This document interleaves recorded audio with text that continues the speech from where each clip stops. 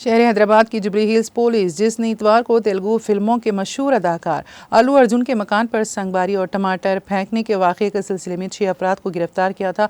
उन्हें पीर को अदालत में पेश किया। अदालत ने उनकी जमानत मंजूर कर ली।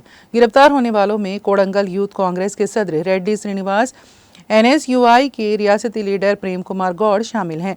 उस्मानिया यूनिवर्सिटी JAC के तलबा होने का दावा करने वाले 22 नौजवानों के एक ग्रुप ने इतवार के रोज जुबली हिल्स में वाक़ अदाकार के घर में घुसकर फूलों के गमलों को नुकसान पहुंचाया और उसे पुष्पा 2 फिल्म के प्रीमियर शो के दौरान संध्या थिएटर में भगदड़ में एक खातून की मौत का जिम्मेदार ठहराया। पुलिस ने मौके पर पहुंचकर अदाकार के घर के बाहर सिक्योरिटी में इजाफा कर दिया।